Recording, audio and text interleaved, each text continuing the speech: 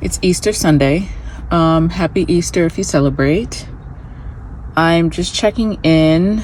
I have not ordered my watch, so I'm still living life on the edge with my current watch. You know, will it wake me up today? Who knows? We'll see. Type of situation. What has been on my mind a lot is the different parts of me. Integration of the different parts of me, integrating the parts of me that I have distanced, invalidated, pushed away, pushed down, really taking care of my whole self and not just the parts of me that are convenient or that make sense or that don't make other people uncomfortable. I slowly but surely, I'm just seeing all the ways that I judge myself. I judge my capacity, etc. A topic too that's also been on my mind lately when it comes to self-worth, self-confidence, integrating all the parts of ourselves is confidence versus self-worth, self-worth, confidence versus self-worth. And I consider myself, especially in a lot of aspects of my life, I consider myself a confident person, right? I'm confident in my capabilities. I'm confident in my skills. I'm confident in my ability to execute when I need to, etc., etc. But I have low self-worth.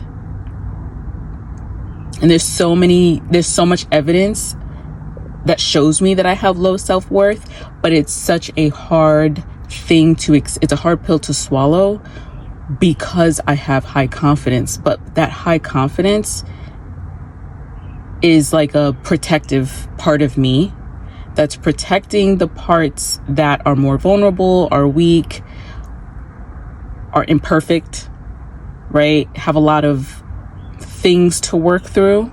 The confident part almost like overcompensates for the lesser parts of me. And someone actually on YouTube, this woman, I can't remember her name, this creator, she posted a video about having high confidence. A Black woman posted about having high confidence, but realizing through therapy and a lot of work in her relationship, she posted her relationship with God. It showed her that I think low self-worth is what she used. But how I related to that was definitely low self-worth. If you take my self-worth, and I think a lot of us can relate to this, is directly correlated to my production, how much I can produce, what the end result outcome is. So if it's a good result, we're good. If it's a bad result, we're bad. And our self-worth is not based on what we can produce. And if it is, to me, for myself, speaking for me, if it is attached, that is an area that's highlighting some kind of protection of something, some kind of protection of a weaker part, of a part that we're embarrassed by, ashamed of, fearful of. So high confidence, but low self-worth. It's just something to think about because it blew my mind when I heard it. And I can absolutely relate to that. I absolutely have high self-confidence, but again, I've attached that and my worth to production, something outside of me. And worth is not outside of us, it's within us. We are, right? So something to think about. Confidence versus, like, where is your self-worth coming from? What's driving that? And is it external things? Is it outside people, other people's opinions, validation, etc., like what makes that up? And deconstructing that is, I think it'll give you a lot of information. It's definitely giving me a lot of information and a lot of things to think about and unlearn and reframe and replace. And we're just one layer of the onion at a time. But I luckily, I'm in a better place mentally. I'm not struggling so much with heaviness and suicidal ideation and anxiety. I'm not struggling. My mind isn't bogged down by that so much that I'm able to think a little bit more clearly or just think a little bit more.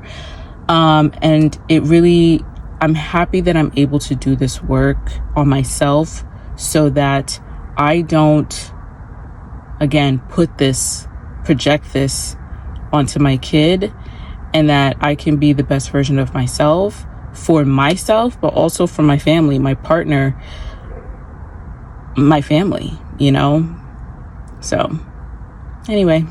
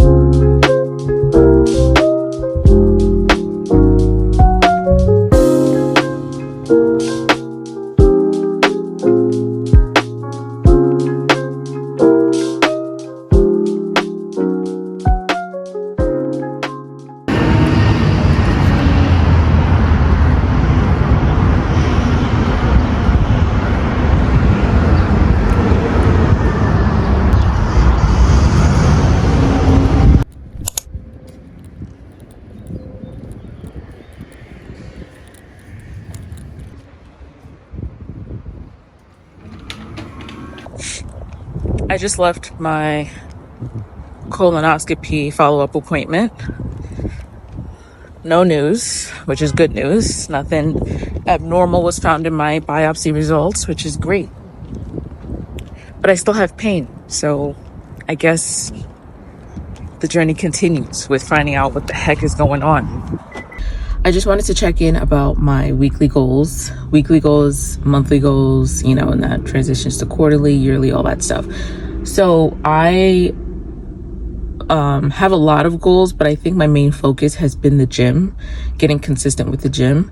And the other day I realized that I had to get through, it wasn't just about go X amount of times a week. I really had to get through a lot of mental blocks. And I realized for me, staying consistent or having discipline is a lot of mental obstacles. It's not physical, thankfully. It's a lot of mental blocks. And I've now been able to associate the going to the gym with having alone time, having time to myself, which is something I look forward to. So I've kind of been able to push past a lot of the mental blocks that would stop me from getting up and getting ready and going to the gym, and even wanting to, that desire to go has never been consistent for me when it comes to the gym. I'll be consistent for maybe like a month or 2 months, and then something will happen and then I'm not consistent anymore, and it takes a really long time for me to get back into the swing of things. And this is the first time ever in my entire life that I've been actually looking forward to going to the gym for like my own personal reasons, aside from I should, because it's like the healthy thing to do. So I'm really excited about that. And now with each goal, there's so many different layers to it. And now with the gym, I really wanted to start with creating the system, getting the system set up where it's like, okay, I go to the gym Monday through Friday. Right now, that's the system I'm kind of working with, coordinating with my partner of like he goes and then I go. So one of us is always with our kid. So I've got the system down, and now I'm like, okay, now that I've got this system down and I'm in a groove with it, what's the next part of this goal? It's, to work on certain parts of my body, to look and feel more comfortable while I'm going to the gym and while I'm there and all of that. So that's the other part of this goal. And that's kind of where my focus has been now, which is why I got some new actual like workout clothes. I got socks. I've got gym socks, stuff like that. So I think now my brain has been focused more on the workouts, like while I'm there, what am I doing? And so that's the focus now when it comes to my goal with the gym. I've gotten to the point where I'm going pretty consistently for some time now. And so the goal is, on leg day, what am I doing? Like I've got days where I'm actually doing certain workouts. Before it was kind of just get there and then, okay, I'll do this, that machine's free, or I'll do that. But now I'm like going in with a plan, thanks to my partner for making up my gym workout plan. So yeah, I'm excited about the gym. I feel like I'm in a good spot with it. I'm not completely satisfied with everything. There's definitely some things I want to change, but I'm feeling really good when it comes to the gym. I went to Marshall's, and I'm very disappointed in Marshall's in the quality. Half the things that I tried on were see-through. What am I supposed to do with that? I can see my underwear, I can see my bra. What I was saying was, I was in the dressing room at Marshall's, and all of a sudden I couldn't breathe, all that stuff. I didn't know what it was. So, I wrapped up, left. I washed everything when I got home. I'm wearing the white shirt, the white tank top that I got from Marshall's, and Marshall's pants, one of the pants I got from Marshall's, and now my nose, I can't breathe again.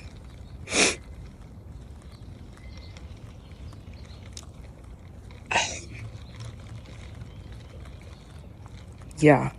So I think it's the shirt, which came in a pack of 2. I got a dark, like navy blue one and then a white one. And they're really lush. Like they feel really thick. I thought it was good quality, but that doesn't mean anything if I can't wear it without my nose closing up, which is this is why I don't go shopping. My My husband said, you get what you pay for, which is true, because literally us, in addition to everything being see-through, pretty much everything I tried on was see-through, except for the things I got. Then the things I got, I'm allergic to something in it.